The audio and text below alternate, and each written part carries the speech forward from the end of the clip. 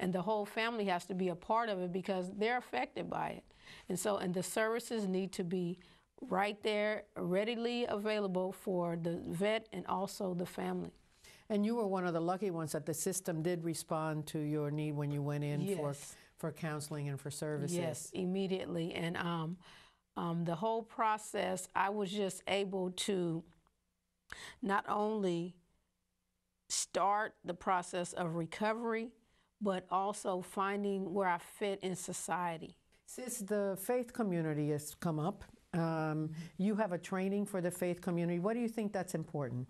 I think it's crucial. I think that the faith community is really the default place for families in trouble. If they have any connection at all with any faith community, that's where their problems go. And therefore, the people who are manning those posts, so to speak, need to understand their role. They need to understand how addiction works. They need to understand what happens to the families. They need to understand that sitting in front of them in weekend worship are people who are desperately in trouble and afraid to say anything. And so part of their role, more than I think any other profession, is to say things and do things that will surface these people who are in pain. So to add to their prayers of the faithful, to weave things into their sermons, during recovery months, to put something in every weekend bulletin, a factoid and a place to get help. During Children of Alcoholics Week in February, to put in something. There are many, many health campaigns in this country that churches could take little blurbs and put in an Al-Anon box every week, Alateen. You also have faith training. We have a training toolkit for clergy. It's follow the dotted lines for any professional who knows addiction and knows how to train adults, being used all across the country by people who ask us for it, and if they're going to educate clergy, we send it to them. We have a seminary curriculum, and in fact next week there's a meeting of people, technicians, who are going to translate that into an online course. And then we're doing community-based trainings in a variety of cities around the country. We've done about 15 of them so far, where multi-denominational people, about 100 congregational leaders will come together, and we give them an all-day basic course in this is what addiction is, this is what happens to the family, this is what it looks like in your congregations, these are the things that you can do that are not complicated but are critical. And if you don't do anything, then your role as a spiritual leader will be defeated, because addiction destroys spirituality in the family, for the addict and the entire family. Well, when we come back, I want to be able to follow up on that, because I think as we begin to talk about a recovery-oriented system of care, it really will take everyone in the community. Right. It's the clergy really learning how to hook up to that social service system and to that health system to prevent. It's really the people that are, in the educational system and in every single part of our activities of daily life. So we'll be right back. For more information on National Alcohol and Drug Addiction Recovery Month, events in your town, and how you can get involved, visit the Recovery Month website at recoverymonth.gov.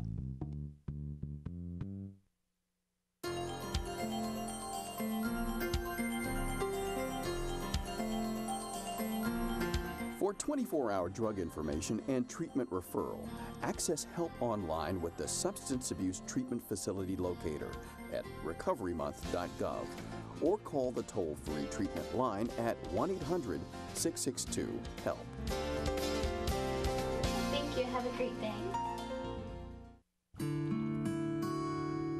Mornings used to be the toughest.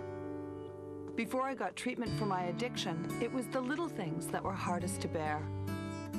But now that I'm free of drugs and alcohol, it's the little things that give me the most joy. Recovery. It gave me back my life. Now I can give back. For drug and alcohol treatment referral for you or someone you know, call 1-800-662-HELP.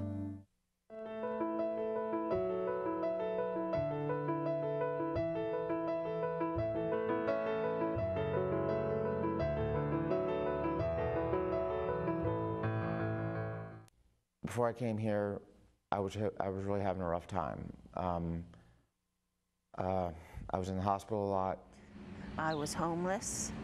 I'm very depressed, and I'm feeling loneliness from my family. Mosaic Community Services is a community mental health provider. Our focus is on helping people in recovery be successful in the community. One of the things that we find, and that's really critical, is that we can talk about people being in recovery, being self-actualized, really being healthy, participating members of the community. But unless we address basic needs that everybody has, we're not going to get anywhere.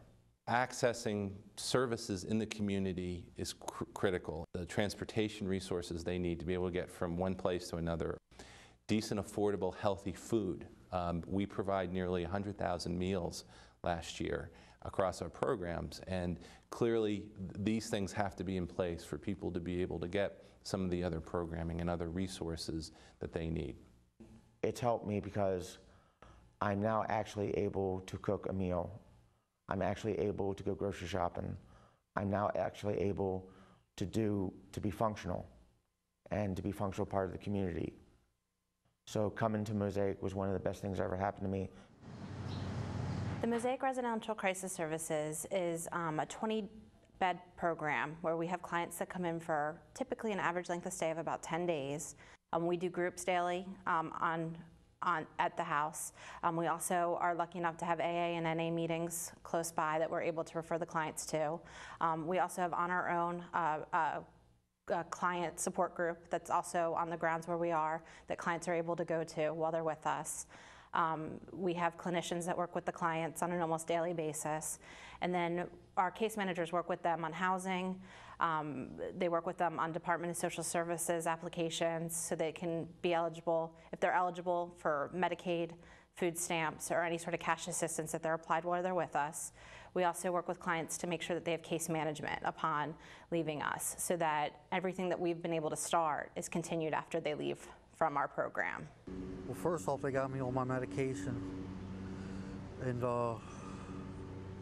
they provide some great services like setting yourself up for social services, filing for disability, filing for medical assistance, and you get a caseworker, which she did a really great job with me. You do have hope, because I didn't have hope before, but now I do have hope. And I can see my life going longer instead of shortened. Donera, you wanted to add something on the faith community.